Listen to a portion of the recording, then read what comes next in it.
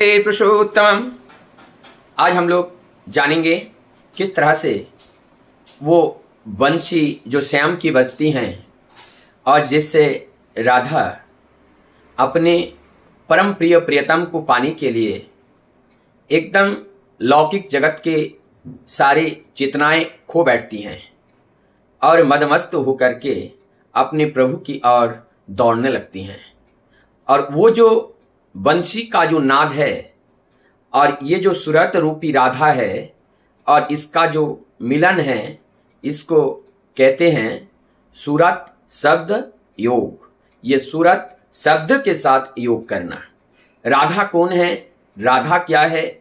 जब हम इस जीव शरीर के अंदर जो आह्लादिनी शक्ति है, उस आह्लादिनी शक्ति का वो निम्नगामी हो करके रहती हैं, संसार में कामना वासनाओं में रहती हैं। साधना हमें क्या करती हैं कि उस आह्लादिनी शक्ति को, वो जो सूरत शक्ति को, उसको धीरे धीरे हमें निम्नगामी से ऊर्ध्वगामी की ओर कर देते हैं। जब ये ऊर्ध्वगामी हो करके चलती हैं, सारे स्तर को पार करते हुए जब ये आगे जाते हैं, तब वो साधक राधा बन जाती हैं। क्योंकि आप उनको भगवान कृष्ण की जो वंशी है और जिसका वंशी का जो नाद है, उस नाद का श्रवण इन्होंने किया है। अब वो आह्लादिनी शक्ति, राधा रूपिणी जो शक्ति है, वो जो सूरत है, वो स्तर बाई स्तर को भेद करते हुए वो अपने प्रभु के पास जाते हैं। तो प्रत्येक साधक जब राधा रूपी अपने ये सूरत शक्ति को या आह्लादिनी शक्ति को अपने साथ लेकर के उनकी प्राकृतिक स्वभाव के विपरीत जब ऊर्ध्वगामी स्तर बाई स्तर करते हुए जब हम शब्द संयोग की ओर ले जाते हैं, तब हम राधा कहलाते हैं। और जब उनके साथ ये मिलन हो जाता है, तो इसी को कहते हैं कि शब्द योग साधना, सूरत शब्द साधना। सूरत चढ़ता चला जाता है और शब्दों के साथ संयुक्त होकर के सूरत शब्द साधना या सूरत शब्द योग होते हैं।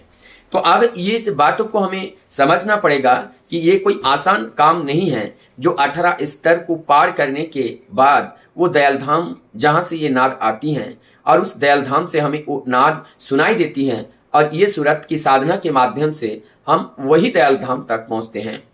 कलयुग में ये जो नाद साधना है या सूरत साधना है, ये दोनों ही दूसरे साधनाओं से अत्यंत सहज व सरल है। जो परमदयाल श्री ठाकुर जी ने हम लोगों को उस शब्द दिए हैं, वो जो धनात्मक शब्द जो महाबीज के रूप में हमें मिला है, और उसका निरंतर नाम करने से, और उसके बाद जब हम नाम करते हैं उनके बीच निरंतर हम रटते रहते हैं, और रटते रटते जो ध्यान करते हैं, ध्यान नाम के बाद फिर रूप का ध्यान करते हैं, और उनके रूप का ध्यान करते हैं, और रूप के बाद हम स्वरूप में चले जाते हैं। तो नाम रूप और स्वरूप वही हमारा पद्धति है।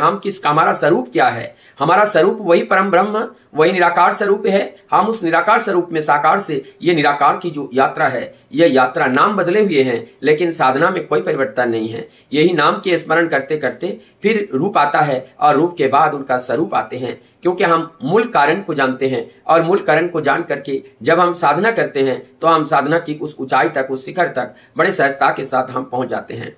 हम सोचते हैं हम सांसारिक जीव हैं, हम साधना कैसे करें, हमारे पास समय नहीं है, और हम उतना वेद पुराण, उतना यज्ञ, ये सब चीज हम कर नहीं पाते हैं। लेकिन ये सारी चीज सब संभव हो जाता है। ये सारी चीज सब संभव हो जाता है जब हम धीरे धीरे प्रभु के उस राह पर चलने लगते हैं, उनके मैकेनिज्म को हम फॉलो करते हैं, तब हम उस ऊंचाई, उस शिखर तक हम पहुंचने में सक्षम हो पाते हैं। सबकी मंगल प्रार्थना प्रभु के चरण में करता